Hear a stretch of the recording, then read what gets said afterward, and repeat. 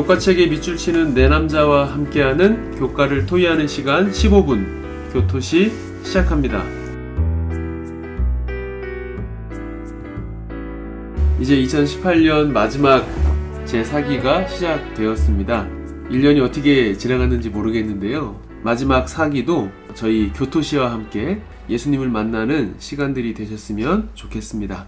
이번 기도 함께 하실 목사님들 소개하겠습니다. 삼성교회 임민호 목사님, 광해연교회 조희연 목사님, 이월교회 윤은수 목사님, 이번 기회에 함께 하겠습니다. 안녕하세요.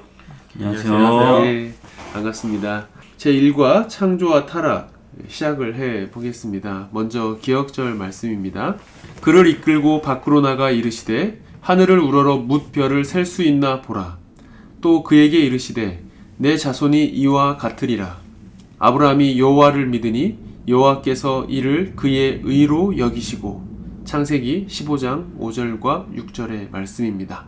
이번 기 교과는 그리스도 안에서 하나됨이라는 교과 전체 주제를 가지고 함께 토의를 해 볼 텐데요. 교회 안에서 이루어야 할 연합, 그리스도 안에서 우리가 이루어야 할 연합에 대해서 살펴보겠습니다. 먼저 좀 교과의 내용을 시작하기 전에 우리 목사님들께 질문을 좀 드리고 싶은데요. 연합, 교회 하면 떠오르는 것 뭐가 있을까요? 연합이라는 주제 아래서 생각을 해보면 이번 기 제목 자체가 그리스도 안에서 하나 되는, 그러니까 그리스도 안에서 연합이잖아요. 예. 근데 이제 교회도 이제 다들 이제 살아온 삶과 또 문화들이 다 다르다 보니까 개인적인 생각과 또 사상으로 이렇게 뭉쳐져 있는 그런 공동체, 그 큰 공동체 안에 조그만 공동체들이 많이 있는 것 같아요. 예. 그러면서 서로를 이렇게 지지해주고 또 연결되어져서 좀 유기적으로 이 교회가 움직여야 되는데 그렇게 되지 못하고 좀 분열되는 것들이 많이 있는 것 같아요. 예. 자신들의 생각으로. 예. 예. 근데 입으로는, 생각으로는 그리스도 안에서 연합하자고 하지만 그런 것들이 좀 많이 부족한 모습들을 보게 되는데, 정말 우리가 이번 교과를 통해서 그런 것들을 좀 생각하면 좋지 않을까 생각이 되어집니다. 예, 감사합니다. 네. 또 어느 분? 예, 윤은수 목사님. 네, 교회하면 수용성 문제인 것 같습니다. 수용성에 예. 대해서 생각을 해보게 됩니다. 저희 재림교회만의 문화가 있지 않습니까? 예. 재림교회만의 어떤 문화가 조금 강하다 보니까 새로 오신 분들이 이렇게 저희 교회로 첫 발을 들여놓고 싶으실 때 조금 다소 이렇게 어려운 부분들도 있고, 또 우리들이 익숙한 기준을 너무 처음부터 이렇게 바라고 들이대는 어떤 그런 것들이 있을 수도 있는데요. 그런 부분에 있어서 조금은 어느 정도 그분들이 또 새로운 대상들이 교회에 올 때 수용할 수 있는, 더 찬찬히 알려줄 수 있는 그런 수용성이 우리에게 교회에 있으면 좋겠다라는 생각을 해보게 됩니다. 예, 감사합니다. 예, 교회 안에 수많은 사람들이 있는데요. 세상에도 보면 얼굴이 다 다르게 생겼듯이 교회 안에도 생김새도 다르고 다 성격도 다른 분들이 계신데 하나님께서 왜 그렇게 서로 다른 사람들 교회 안에 주셨는가 가만히 생각해 보면 서로의 부족함들을 채워가면서 서로 이끌어주고 도와주는 삶을 살기 위해서 그렇게 교회 안에 제각기 다른 사람들을 불러오셨다는 것을 좀 느낍니다. 예, 감사합니다. 저희 재림교회 기본교리 12번째 보면 교회에 대해서 이렇게 소개합니다. 교회는 예수 그리스도를 주와 구주로 믿는 신자들의 공동체이다. 구약시대에 하나님의 백성들을 계승하여 우리는 세상에서 불러내신 바 되었고, 예배와 친교, 말씀의 교훈과 성만찬의 거행, 온 인류의 봉사와 전 세계적인 복음의 선포에 동참한다. 이번 기 교과를 집필한 저자도 이 교과 총론에서 이 교회에 대해서 쭉 소개를 하면서 교회는 건물이 아닌 사람들이다 라고 소개도 하고 있고요. 또 교회는 전 세계에 흩어져 있는 하나님의 백성들이다, 이렇게 쭉 교회에 대해서 소개를 합니다. 사람들이 모인 공동체이기 때문에 우리 목사님들께서 말씀해 주신 것처럼 교회는 아무래도 그런 불완전한 모습이 있는 것 같고요. 또 때로는 연합하지 못하고 마음이 상하는 일도 있을 때도 있고요. 그래서 현재 우리가 보고 있는 교회의 모습들이 참 다양하고 또 나타나지 말아야 할 모습들을 보일 때도 많은데요. 왜 이런 일이 시작되었는지 오늘 일과 창조와 타락에서는 좀 그런 내용들을 함께 살펴보면 좋을 것 같습니다. 교과의 내용으로 이제 들어가 볼 텐데요. 태초에 하나님께서 처음 아담과 하와를 창조하셨을 때의 그 당시의 환경, 에덴의 자연 환경이 어땠고 또 얼마나 조화로웠는지, 그리고 아담과 하와가 어떻게 서로 연합하면서 지냈는지 한번 교과의 내용을 살펴보겠습니다. 먼저 어느 분 좀 소개를 해주실까요? 예, 윤은수 목사님. 10페이지, 교과책 10페이지 첫 번째 단락에 이런 설명이 있습니다. 하나님이 지으신 모든 것이 심히 좋았더라는 말씀은 심미적인 아름다움뿐 아니라 하나님이 세계와 그 안에 거주할 인간의 창조를 마치셨을 때에 불의와 부조화의 요소가 전혀 없었음을 가리킨다라고 이렇게 얼마나 조화로웠는지를 설명하고 있습니다. 예. 그리고 또요. 예, 조희연 목사님. 예, 이어서 10페이지 첫 번째 단락에 이렇게 설명하고 있는데요. 세상에 대한 하나님의 본래 목적은 조화로운 공존과 모든 생명 형태의 상호 의존적인 관계를 포함했다. 그것은 인간 가족을 위해 창조된 아름다운 세계였다. 모든 것이 완전했고 창조주의 성품을 나타내기에 알맞았다. 세상에 대한 하나님의 이상과 원래 목적은 일치와 연합과 사랑으로 하나가 되는 것이었다. 예, 세상에 대한 하나님의 이상과 원래 목적은 일치와 연합과 사랑으로 하나가 되는 것이었다. 참 이 구절이 인상적인 것 같습니다. 감사합니다. 또 임민호 목사님. 네, 이제 마지막 이제 교훈 부분에 보면 교훈의 중간 부분부터 보게 되면 이렇게 이야기가 되어 있습니다. 그중 인간은 그분의 형상을 따라 연합의 기초가 되는 사랑을 실현할 수 있는 존재로 창조되었다. 예. 네. 사랑을 실현할 수 있는 존재. 하나님께서는 한마디로 그런 것 같아요. 태초에 정말 조화롭고 질서 있고 완벽하게 창조하셨다. 하나님 안에서 연합할 수밖에 없는 그런 완전한 존재로 우리를 창조하셨다라는 내용인 것 같습니다. 그렇다면 이제 죄가 에덴에 들어와서 이런 조화와 또 연합을 깨트리고 마는데요. 그 이후로 우리 사람들은 어떤 분열과 불화를 계속 경험하게 됐는지 한번 소개해 주실까요? 예, 윤은수 목사님. 예, 12페이지 첫 번째 단락입니다. 이렇게 설명을 합니다. 아담과 하와의 불순종은 모든 형태의 생명 사이에 존재했던 상호 의존성의 균열을 야기했다. 심지어 그것에서 오늘날 인간 사회에 존재하는 불화, 불일치, 분열이 시작되었다.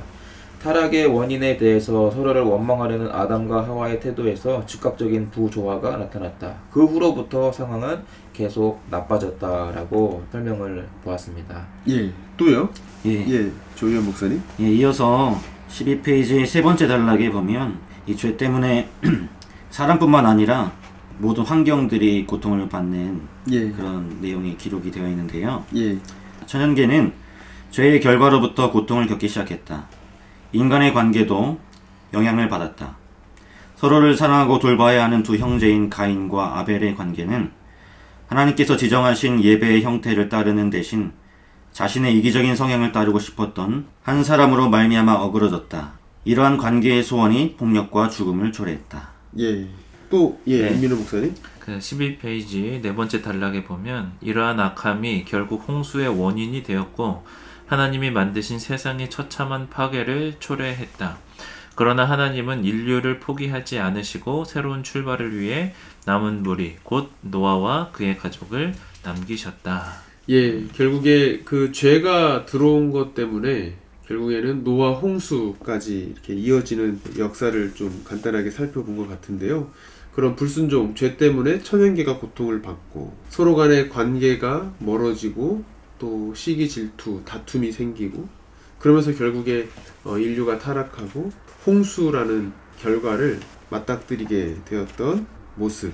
그래서 그 에덴의 조화와 연합이 깨진 이후에 이 지구의 모습이 어땠는지 좀 간략하게 교과의 내용으로 함께 살펴보았고요. 다음은 이제 바벨탑 사건인데요.